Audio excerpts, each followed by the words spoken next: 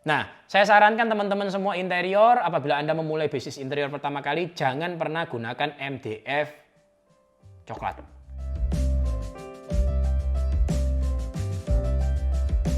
Teman-teman, apa kabar semuanya? Semoga semua dalam kondisi yang sehat, baik-baik semua di tahun 2021, waktu kita mengalami pandemi COVID ini, bisnis tetap lancar.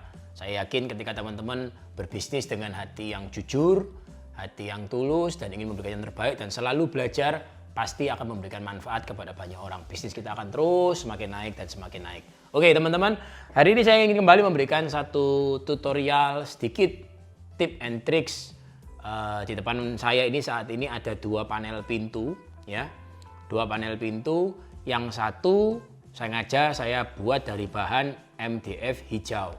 Oke, ini ya, saya sengaja buat bahan dari MDF hijau, dan ini dikerjakan dengan cara manual, ya, tidak menggunakan mesin CNC. Oke, lalu saya sengaja juga buat satu bahan lagi dari MDF biasa. Saya sengaja beli khusus untuk teman-teman ini. Saya sengaja buat konten ini, saya sengaja buat bahannya dari MDF biasa, bukan MDF hijau tapi MDF coklat, ya. Tapi ini dikerjakan dengan menggunakan mesin CNC. Nah, mari kita bahas keunggulan plus minus dan tip and tricksnya agar kita semua bisa mendapatkan manfaat, menghasilkan produk yang terbaik untuk customer kita. Ya, jadi channel ini sengaja sekali lagi saya buat berguna untuk orang-orang jujur, orang-orang yang ikhlas, orang-orang yang tulus, ingin menghasilkan produk yang baik. Saya buat khusus untuk teman-teman para milenial-milenial yang ingin belajar tentang bisnis interior. Karena saya sering kali tanya, kalau saya bagaimana cara bikin bisnis interior dan segala macam. Karena saya ini orang yang suka berbagi, teman-teman. Untuk milenial-milenial yang suka belajar dan mau membuka bisnis interior. Untuk teman-teman yang sudah lulus interior tapi nggak ngerti caranya bagaimana starting bisnis, nanti teman-teman bisa kontak ke saya akan bimbing teman-teman semua. Kemudian yang kedua adalah untuk generasi-generasi teman-teman yang sudah buka bisnis interior tapi belum ngerti teknis-teknisnya, yang hanya mengandalkan pada tukang. Itu perlu untuk melihat channel ini. Kemudian yang ketiga adalah untuk customer, orang-orang yang perlu membeli interior, yang ingin membeli interior, juga alangkah baiknya mengerti teknis-teknis seperti ini agar teman-teman bisa mendapatkan produk yang terbaik. Karena Anda bilang aja nanti, oh saya lihat di channelnya Kairos Interior, saya mau teknisnya seperti ini supaya mebel Anda menjadi mebel yang bisa tahan lama dan kuat untuk jangka yang ke depan. Nanti saya akan juga bahas tentang spek-spek pada video-video berikutnya. Dan juga berfungsi juga untuk para tukang kayu dan tukang finishing, agar kita semua bisa terkoordinasi dan menghasilkan produk yang baik untuk rekan-rekan semuanya. Terutama yang paling diuntungkan adalah customer yang membeli produk interior. Oke teman-teman, mari kita lanjutkan langsung ke topik pembahasan kita pada hari ini. Nah teman-teman, coba kamera bisa didekatkan. Saya ingin membahas bahwa MDF hijau ini atau HMR ini untuk membuat panel pintu ini menggunakan dengan cara manual. Sedangkan yang di sini menggunakan mesin CNC, ya. Ada perbedaan untuk menghasilkan panel pintu yang seperti ini, ya. Untuk menghasilkan panel pintu seperti ini, apabila menggunakan dengan cara manual, maka pasti, saya katakan sekali lagi, pasti akan ada kendala sebagai berikut. Dan ini bisa diatasi, teman-teman, ya. Problem yang pertama, apabila Anda menggunakan panel pintu yang seperti ini, tetapi Anda menggunakan dengan cara manual, coba fokuskan ke sini. Anda lihat ini pada ketebalannya, teman-teman. Oke, ada gap di sini. Ketebalan ini adalah triplex 9 mili yang dirangkap dua menjadi 18 mili. Ini 9, ini 9. Oke, teman-teman paham ya? Ini 9, ini 9. Ya. Nah, kemudian pada bagian tengahnya 9 mili ini satu lembar, 9 mili satu lembar. Kemudian dipotongkan yang bagian ini, ketebalan ini. Dipotong untuk mendapatkan dengan tebal sekian. Saya lupa ini ketebalannya berapa, ya. Dipotong, kemudian ditempel jadi satu. Jadi 9 mili yang bagian belakang sebagai bagian belakang, kemudian 9 mili sebagai frame kotak seperti frame Bigora, teman-teman. Ya, cara membuatnya seperti itu dengan frame Bigora. Jadi kalau Anda tidak memiliki mesin CNC, Ya, Anda untuk membuat panel seperti ini, Anda bisa bikin 9 mili sebagai background belakang, kemudian akan Anda buat lagi frame Figora, mungkin ini sekitar lebar sekitar berapa senti ya. Bagian sini kalau kita ukur dengan penggaris ya, yang cantik ya, kita bicara tentang panel pintu yang cantik. Bagian luar ini 5 cm. Ini manis sekali hasil desainnya. Jadi untuk para desainer juga kalau kita bikin ini hasilnya 5 cm ini bagus sekali ya. Kemudian ketebalannya kalau Anda tahu ini adalah 9 mili ya. 9 mili dikali 2. Nah, ini ya. Jadi 18 mili kurang lebih ya. Jadi 9 mili Anda bikin seperti frame, kemudian Anda bikin profilan. Untuk profilan ini, Anda bikin profilan Anda tempelkan. Ini dari MDF 18 mili yang diprofil R ya. Kemudian ditempelkan. Nah, caranya manual tadi, Anda bikin geladak bagian belakang, background bagian belakang, Anda bikin frames dari MDF hijau 9 mili, Anda bikin potongan profil 2 cm, tebal 2 cm, kemudian di R. Akan muncul seperti ini di permukaan. Ya, Anda bisa lihat ini ya, dari samping muncul seperti ini. Ini akan jadi profil pintu yang klasik modern. Saya banyak menggunakan profil pintu yang dengan cara seperti ini. Nah, kemudian yang untuk bagian depan ini juga adalah bahan 9 mili. 9 mili yang di router R. Coba kameranya didekatkan dari sini bisa kelihatan. Nah, masalahnya teman-teman, apabila Anda tidak memiliki mesin CNC, maka ini adalah tempelan. Anda gunakan lem putih, ya toh. Kemudian Anda harus, ini coba dilihat, ini kelihatan ada bekas-bekas paku di sini. Ya, ada bekas paku tembak di sini. Kenapa? Karena ini untuk menempel dengan bagian belakang yang 9 mili, Anda harus gunakan paku tembak.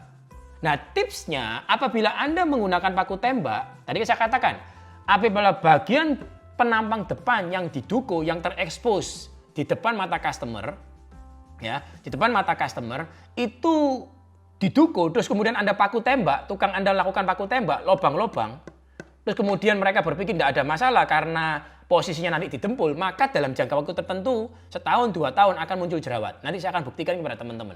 Akan muncul jerawat. Ya. Jadi solusi yang terbaik supaya apabila Anda tidak memiliki mesin CNC, tetapi produk yang Anda hasilkan tetap bisa bagus, maka Anda harus tembak jangan pada bagian depan. Oke, teman-teman, saya ulangi ya. Jangan ditembak, jangan izinkan tukang kayu Anda menembak pada bagian depan. Ya, sekali lagi, jangan izinkan apapun alasannya tukang kayu Anda tembak pada bagian penampang depan. Karena ini pasti akan jerawat. Ya, pasti akan muncul jerawat, ada mentil gitu teman-teman. Tapi ditembak, kamera bisa ditekan, ditembak pada bagian yang R-nya ini teman-teman. Ya, ditembak pada bagian R-nya ini. Nah, di sebelah sini. Nembaknya paku tembaknya agak miring. Ya, nembaknya agak miring. Bisa menggunakan F15. Ya, paku tembaknya ukurannya F15, 15 mili. Jadi nggak sampai tembus ke bagian belakang. Ya, karena ini kan 9 mili, ini 9 mili, 3 mili, masih ada sisa. Ya, ditembak pada bagian yang R-nya, teman-teman. Ya, pada bagian R-nya. Nah, apabila teman-teman nembak pada bagian R ini, paku tembaknya, maka itu akan sangat samar. Tidak akan kelihatan mentul, tidak akan kelihatan jerawat. Karena pada bagian R ini akan sangat samar ketika ada cahaya ke depan. Mata customer juga akan bisa toleransi karena tidak akan kelihatan karena ini ada lengkungan pada bagian lengkungan. Nah, demikian pula ketika teman-teman semua menembak bagian paku tembak untuk area yang profilan ini. Jangan Anda tembak di bagian atas. Tukang yang tidak mengerti akan tembak di bagian atas lubang-lubang. Ini akan langsung kelihatan jerawatnya. Tapi ditembak dari bagian samping teman-teman. Ya, dari bagian edgingnya ini. Ya, dari bagian samping ditembak. Karena ini masih ada spelling 9 mili, jadi masih bisa nempel di sini. Ya, jadi usahakan bekas lubang paku ini Anda tembakkan di sebelah sini. Nah, di sebelah sininya. Maka ini akan sangat samar. Jadi gunakan lem putih, kunci sebelumnya dengan lem G, Anda tembak pada bagian sebelah sini. Maka ini tidak akan kelihatan. Kalaupun ada jerawat tidak akan terekspos dengan terlalu terlihat. Nah, teman-teman, tadi saya katakan, karena ini adalah rangkap 2, 9 mili dikali 2, maka tentunya pasti akan ada ketebalan yang seperti ini. Oke? Ada ketebalan seperti ini. Anda akan mengalami kendala jangka panjangnya karena ini adalah triplek yang lapis 2, bukan triplek sorry, HMR lapis 2, high moisture resistant lapis 2, maka ini akan jadi problem. Dalam jangka waktu kurang lebih 2-3 tahun, maka akan ada garis tengah ini akan muncul. Jadi dukuhan Anda akan ambles, teman-teman. Dukuhan Anda akan ambles. Nah, ini merupakan satu hal yang pasti Anda hadapi. Nah, cara untuk supaya ambles ini bisa minim, ya, supaya tidak terlalu ambles, Anda harus gunakan sanding sealer yang berjenis polyester sanding sealer cair, ya. Jadi kalau Anda menggunakan hanya Sunpolak, ya, Sunpolak yang dempul-dempul pati itu, teman-teman akan cepat ambles, ya. Jadi Anda harus gunakan beberapa layer. Itu yang saya gunakan, ya. Itu yang saya gunakan. Pertama kali saya menggunakan PU sanding sealer. Tahap pertama saya semprot, saya spray 4 kali. Kemudian pada bagian-bagian edging ini maka akan terbentuk lapisan film, ya. Dulu sebelum saya membeli mesin CNC, ya, saya menggunakan sistem manual sebelum saya membeli mesin CNC, ya, 5 tahun 6 tahun yang lalu. Itu saya gunakan cara untuk mengatasi masalah ambles yang di sebelah sini karena ada sambungan. Itu saya gunakan PU sanding sealer, ya, PU sanding sealer clear. Saya pakai produknya Durevole karena solid kontennya tinggi.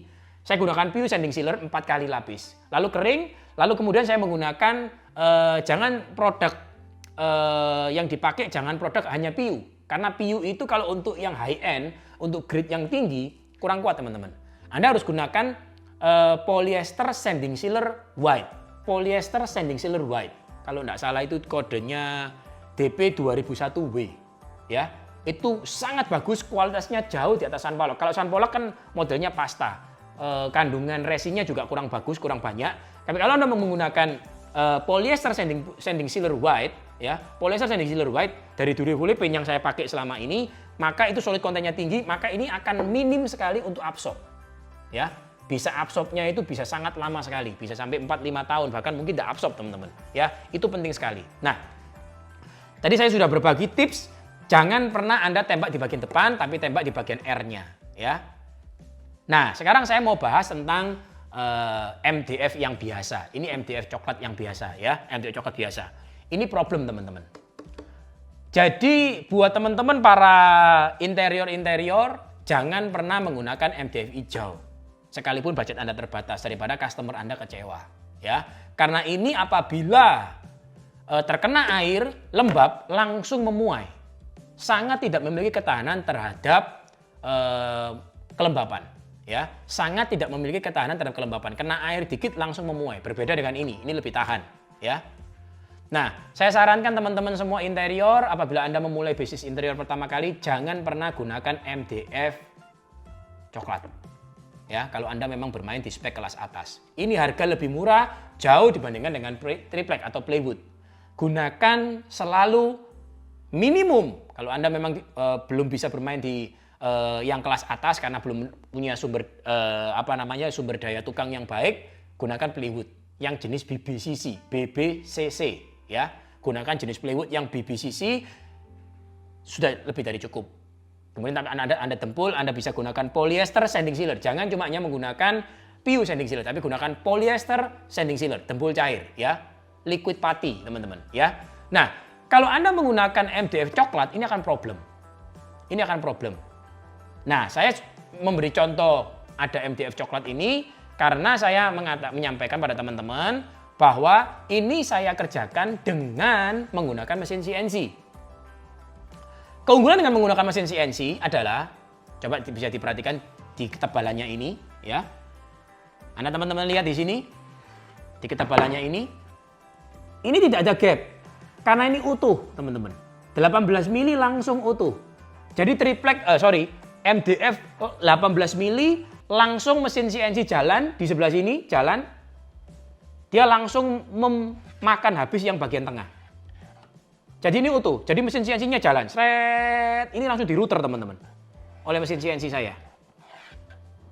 Jalan begini. Diambil. Jadi ini kalau orang-orang Jawa bilang dikerowoki, teman-teman, ya. Diruter, dikerowoki, dihabiskan ini bagian tengah. Jadi MDF ini satu bagian, satu piece.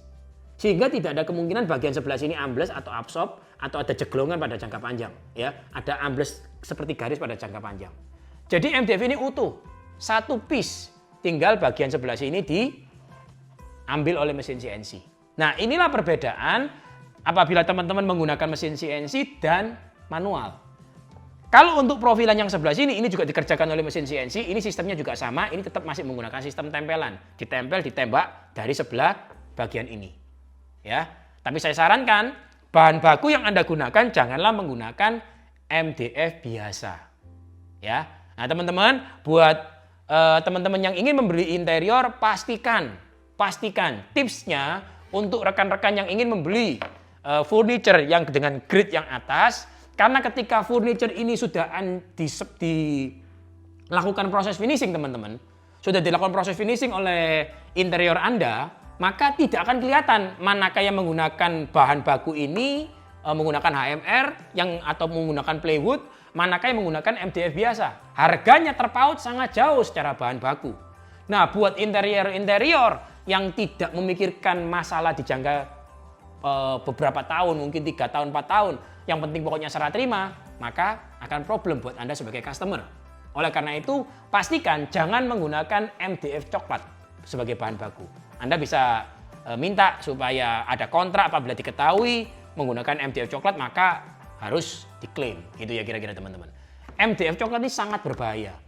Nah, kenapa sampai hari ini banyak perusahaan-perusahaan interior itu yang tidak bertanggung jawab menggunakan MDF coklat? Satu pasti karena budget. Anda tawar sampai terlalu murah, maka dia terpaksa untuk menggunakan itu. Sedangkan Anda juga tidak mengerti dampak negatifnya MDF hijau. Ya, itu yang pertama. Kalau memang Anda bayarnya murah, lalu kemudian bahannya diterangkan bahwa itu menggunakan MDF coklat, dan Anda oke, karena itu bukan di area-area yang terkena oleh air, atau ada kecenderungan untuk ruangan Anda itu lembab, Anda bisa terima, it's okay. Maka tidak ada masalah. Yang jadi problem adalah Anda bayarnya mahal, tapi Anda nggak tahu spek. Ya teman-teman ya, Anda bayarnya sudah mahal, tapi Anda nggak tahu spek. Lalu kemudian, dan Anda bertemu dengan interior yang tidak jujur, yang main-main dengan curi-curi dengan bahan, maka Anda akan sangat dirugikan. Semoga konten yang saya buat ini, kita bicara tentang MDF warna coklat, ya, MDF konvensional coklat ini, betul-betul memberikan kepada teman-teman sebuah gambaran, bahwa Anda jangan pernah mau, apabila Anda membayarnya grade-nya itu cukup tinggi, cukup mahal, jangan pernah Anda mau dikasih bahan dengan menggunakan MDF coklat, ya. Nah, sebagai informasi, semua produk-produk yang ada di Kairos Interior semuanya menggunakan plywood jenis kualitas BBCC, kemudian hardware-nya kami menggunakan Bloom, ya, atau yang setara dengan itu Heritage. Tapi saya rasa kalau menurut saya pribadi antara Bloom dan Heritage lebih bagus untuk Bloom, ya, Bloom. Itu yang terbaik di dunia menurut saya. Terus kemudian untuk apabila untuk proses pelapisan agar tidak absorb untuk jangka 10 tahun, 15 tahun ke depan, saya lebih banyak menggunakan, saya rekomendasikan tulangannya semua menggunakan multiplex atau plywood BBCC, tidak ada gapnya di tengah-tengahnya, kemudian dilapisi lagi dengan MDF hijau atau HMR, ya, itu supaya absorbnya lebih jauh, lebih panjang lagi. Kemudian untuk finishingnya, tips yang saya gunakan, saya menggunakan Durevole Paint karena solid kontennya tinggi, high gloss, dan memiliki kemampuan yang bagus sekali untuk anti absorb. Nah, teman-teman, itu kira-kira penjelasan yang bisa saya berikan supaya teman-teman semua tidak ada satupun yang mengalami kendala untuk jangka waktu ke depan. Jadi jangan sampai permukaan bagian depan ini lalu kena paku tembak, ya teman-teman ya. Ini tidak akan kelihatan dalam jangka pendek, ya. Karena seringkali tukang-tukang juga tidak ngerti, ya. Tapi gunakan teknik menembak dari bagian samping, ya. Nembak dari bagian samping. Ini penting sekali, teman-teman. Jadi pastikan bahwa teman-teman semua jangan cuma hanya membeli tips saya, tekniknya harus paham, detailnya harus paham. Jangan sampai membeli interior, ya, itu teman-teman hanya berpikir tentang murah. Murah, tapi kalau Anda tidak tahu bahannya, Anda tidak tahu knowledge-nya, maka akan mengalami kerugian, ya. Paling celaka lagi teman-teman kalau ini digunakan di pantry. Ini akan problem sekali, ya, di dapur basah ataupun dapur kering. Ini akan problem. Ya, jangan pernah gunakan bahan baku MDF di daerah-daerah lembab, maka akan masalah besar.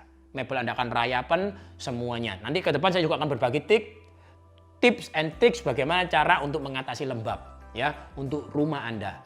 Oke teman-teman, saya rasa cukup hari ini. Semoga bermanfaat bagi kita semua. Tuhan memberkati kita semua di tengah-tengah pandemi ini.